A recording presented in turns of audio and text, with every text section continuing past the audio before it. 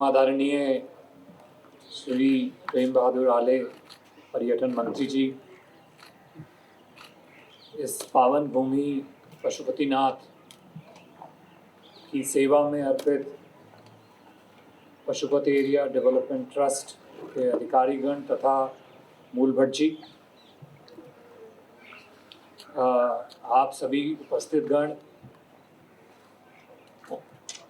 Kathmandu legends की पूरी team जो यहाँ पे उपस्थित है, जिनके सहयोग और योगदान के बिना आज का कार्यक्रम किसी भी प्रकार से संभव नहीं है, उनके लिए मेरा बहुत बहुत धन्यवाद। और रॉयल एनफील्ड जिन्होंने आगे बढ़ के अपने यंत्र, अपनी बाइक इस प्रोग्राम के लिए उपलब्ध कराई, उसके लिए भी बहुत बहुत धन्यवाद। सर्वप्रथम मैं अपने दूतावास के बिहाफ पे और अपने बिहाफ पे आप सभी लोगों का, ख़ास तौर पे आदरणीय मंत्री जी का पशुपतिनाथ की इस पावन भूमि में स्वागत करता हूं, अभिनंदन करता हूं। आपकी यात्रा एक पावन भूमि से दूसरी पावन भूमि की तरफ है, पशुपतिनाथ से काशी विश्वनाथ तक। ये दोनों स्थान अपने आप में तो केवल एक प्रकार से देखा जाए तो नाम है, लेकिन अगर एक प्रकार से देखा जाए तो हमारी दोनों देशों की सभ्यताओं का एक प्रमुख चिन्ह है।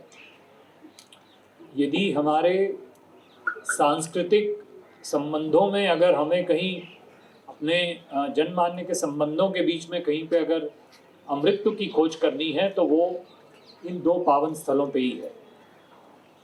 दूसरा, हमारे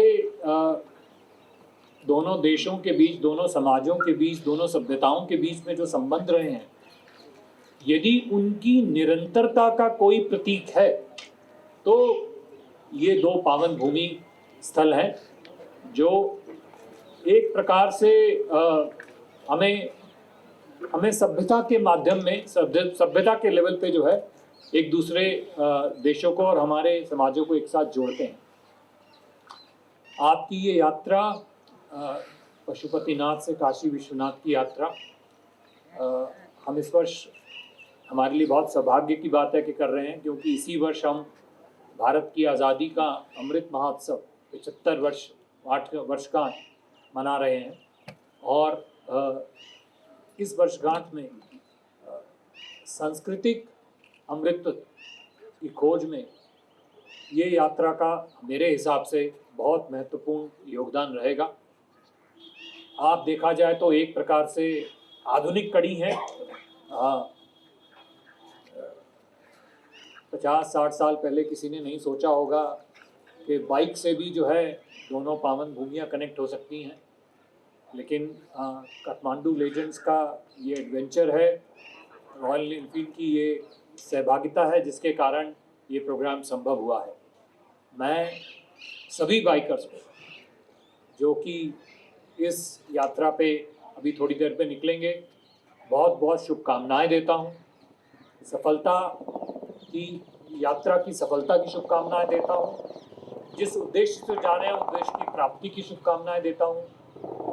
और आदरणीय मंत्री जी का बहुत बहुत धन्यवाद करता हूँ कि उन्होंने आज अपने मूल्यवान समय निकालकर हमारे साथ यहाँ उपस्थित होने का निमंत्रण स्वीकार किया। और मूल भट्ट जी का भी मैं धन्यवाद करता हूँ कि उन्होंने इस यात्रा के शुभारंभ को एक प्रकार से आशीर्वाद देने के लिए आज यहाँ पर उपस्थित हुए। एक बार फिर आप सभी लोगों का बहुत बहुत धन्यवाद, काठमांडू लेजेंड्स का बहुत बहुत धन्यवाद, रॉयल एनफील्ड का बहुत बहुत धन्यवाद, मंत्री जी आपका भी बहुत बहुत धन्यवाद। नमस्कार। महोत्सव मोटरसाइकल रैली में उपस्थित महामहिम राजदूत आदरणीय विनय मोहन क्वात्राज्यू, मंच में आसीन मूल भट्ट पुजारी आदरणीय गणेश रावलज्यू र पशुपति विकास कोष का सदस्य सचिव डाक्टर मिलन कुमार थापाज्यू, मोटरसाइकल तीर्थालु यात्रुहरू र सम्पूर्ण उपस्थित आदरणीय राष्ट्र सेवा कर्मचारी साथीहरू, भारतीय दूतावासबाट पाल्नुभएका आदरणीय मित्रहरू, पत्रकार साथीहरू, म सर्वप्रथम यहाँहरूलाई हार्दिक नमस्कार टक्राउन चाहन्छु। वास्तवमा हिन्दू धर्मावलम्बीको आस्थाको धरोहर नेपालको पशुपतिनाथ र भारतको काशी विश्वनाथ प्राचीन कालदेखि रहँदै आइरहेको धार्मिक तीर्थस्थल हुन्।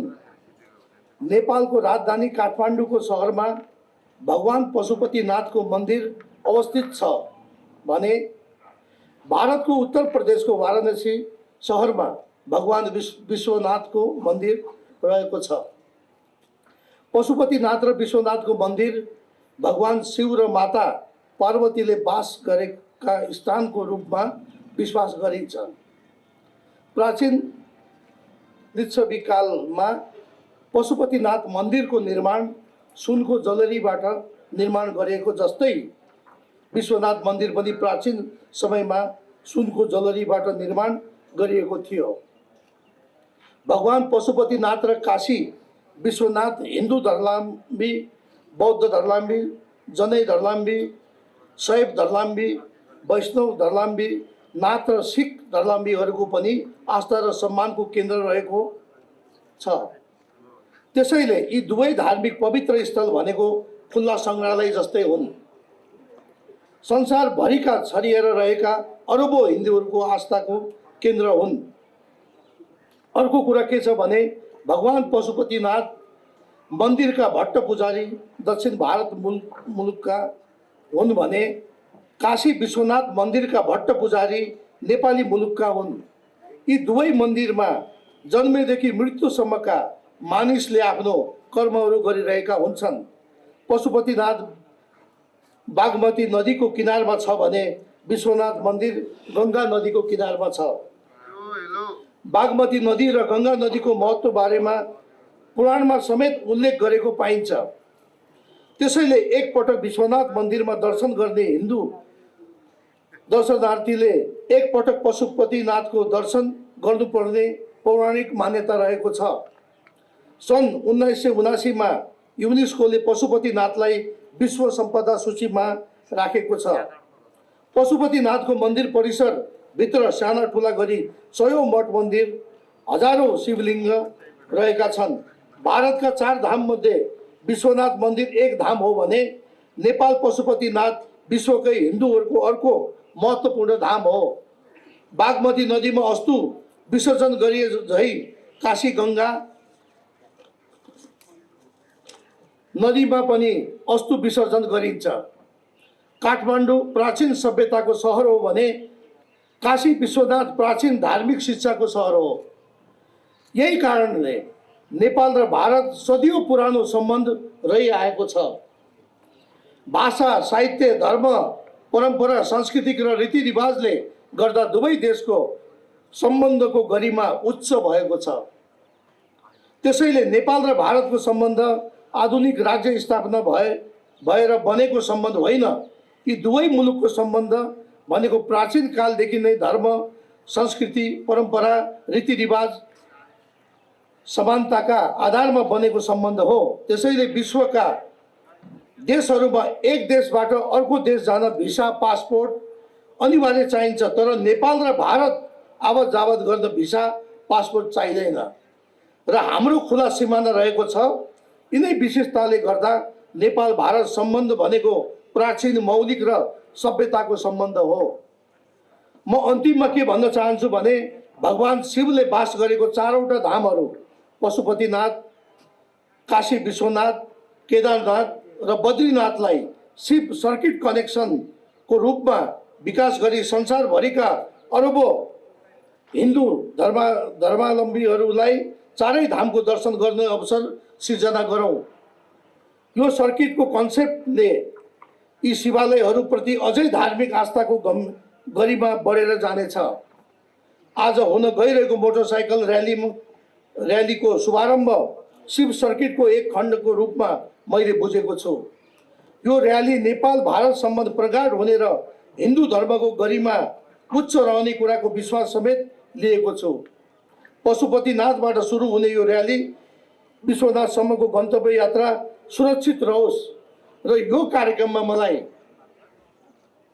निमन्त्रणा गरेर भारतीय राजदूत महामहिमज्यूलाई म हार्दिक धन्यवाद दिन चाहन्छु यो अवसर मलाई प्रदान गरिदिनु भएकोमा, र यहाँ उपस्थित हाम्रा आदरणीय गुरु लगायत सम्पूर्ण जनसमुदायलाई म हार्दिक आभार व्यक्त गर्दै यो जुन तपाईहरुले यो मोटरसाइकल यात्रा गर्दै हुनुहुन्छ यो तपाईहरुको यात्रा सुरक्षित होस् र सफलतापूर्वक तपाईहरु 6 दिनपछि यहाँ फर्किनुहोस् भन्ने यही शुभकामना व्यक्त गर्दै अन्तमा तपाईहरुको माझबाट बिदा हुन्छु। धन्यवाद, नमस्कार।